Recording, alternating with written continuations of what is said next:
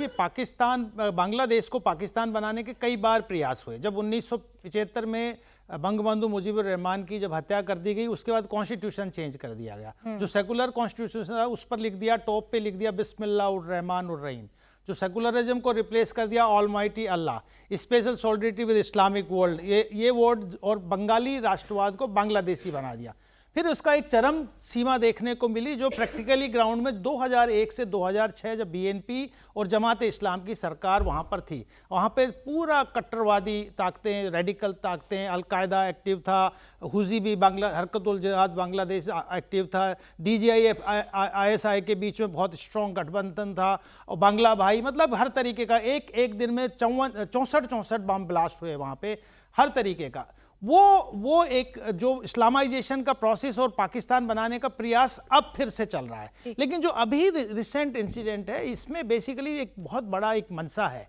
क्या है कि दो राजनीतिक दल हैं जिसकी ग्राउंड पे कोई पकड़ नहीं है, जनता में कोई पकड़ नहीं है। एक जो नई पार्टी बनी जिसको हम कहते हैं किंग्स पार्टी, एनसीपी, वो जो एनसीपी पार्टी है वो स्टूडेंट्स हंसने हैं, तो ये जो उन्होंने पार्टी बनाई है, इनका बेसिकली ढाका में कुछ एक जो स्टूडेंट्स हैं उसमें एक पॉपुलैरिटी है। ग्राउंड लेवल पे उनका ना कोई बांग्लादेश पैन बांग्लादेश प्रेजेंस है, ना कोई और है। दूसरा जमात इस्लाम का मैं बताता हूँ, जमात इस्लाम आज तक जितना भी चुनाव लड़ी है वो ज़्यादा से ज़्यादा मैक्सिमम एक बार वोट पाई थी, वो 12% पाई थी, उसके बाद 8%, फिर 4%, और अभी तक वो बैन कर दी गई। अब क्या है कि अगर चुनाव में लड़ना पड़ेगा तो आपने आवामी लीग को तो बाहर कर दिया, अब आपका सामना होगा बीएनपी से। तो बीएनपी क्योंकि एक पार्टी है, बड़ी पार्टी है, तो बीएनपी चुपचाप सत्ता में आ जाएगी, तो इनका तो मकसद पूरा ही नहीं हुआ। तो बेसिकली मकसद ये हो रहा है कि इस तरीके का केओस क्रिएट कर दिया जाए, लॉ एंड ऑर्डर क्रिएट की स्थिति बना दी जाए माइनॉरिटीज को, और इस तरीके से कि चुनाव ही ना हो। और चुनाव नहीं होगा तो क्या होगा, जो आपने एक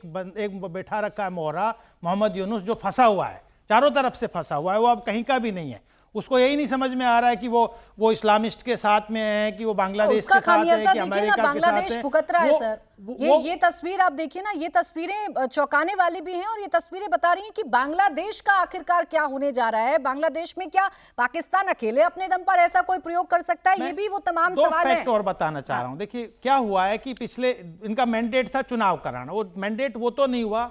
आपने कॉन्स्टिट्यूशन बदलाव किया, टेक्स्ट बुक बदलाव किया, एक और बड़ा काम किया कि जो मिनिस्ट्रीज हैं, लगभग 45 मिनिस्ट्रीज हैं जो आजकल केटेकर गवर्नमेंट का देख रहे हैं, 43 मिनिस्ट्री पे इस्लामिक जमात इस्लाम के लोगों को चीफ सेक्रेटरी नियुक्त कर दिया। जितने डीसीज हैं, जितने भी कलेक्टर्स हैं, जितने भी वाइस चांसलर्स हैं, जितने भी की पोजीशंस पे हैं, वो सब जमात इस्लाम के काडर को वहां पे नियुक्त कर दिया। अब सवाल है कि ऐसी स्थिति ले आओ कि अगर चुनाव कराना भी पड़ जाए तो भी उसको मैनिपुलेट कर लो, उसको रिग करके। इससे हासिल क्या होगा? एक बात आपने कही थी major general Arvind Bhatia sir, ये आप मुझे समझाइए। एक बात, एक नैरेटिव बड़ा चल रहा है और वो प्रश्नों में भी आ रहा है कि बांग्लादेश को फिर ईस्ट पाकिस्तान बनाने की कोशिश की जा रही है, और बार बार ये बयान देना कि भाई बांग्लादेश ने, पाकिस्तान ने सरेंडर किया था, बांग्लादेश तो अभी भी पाकिस्तान का ही प्रोविंस है, पाकिस्तान का ही हिस्सा है। ये सारी मानसिकता को नरेट करना, जनता को फिर सड़क पे ले आना, हिंदुओं को टारगेट करना, भारत विरोधी नारेबाजी लगाना,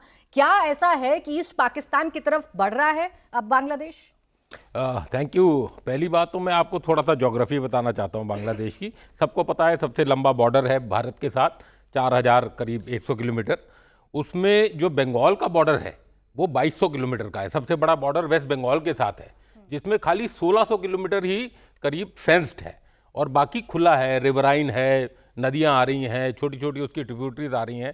बाकी जो बचा हुआ है 4 नॉर्थ ईस्ट स्टेट्स के साथ है, असम के साथ है, मेघालय के साथ है, मिजोरम के साथ है, और त्रिपुरा के साथ है। सबसे बड़ा बॉर्डर फिर त्रिपुरा के साथ होता है, जो चिटगोंग हिल ट्रैक्ट के लिए साउथ, जहाँ से रोहिंग्यास भी अंदर आते हैं। तो ये जो सबसे बड़ा बॉर्डर है, ये इसके हिसाब से अगर आप पाकिस्तान का बॉर्डर देखें तो 3300 किलोमीटर करीब है, तो कम से कम ये उससे 800 किलोमीटर बड़ा है बॉर्डर, और मोर रगड है क्योंकि वो टेढ़ा पेड़ा है, नदियां आ रही हैं, नाले आ रहे हैं, और डेल्टा इलाका है। दूसरी बात, मुनीर का ये प्लान बी है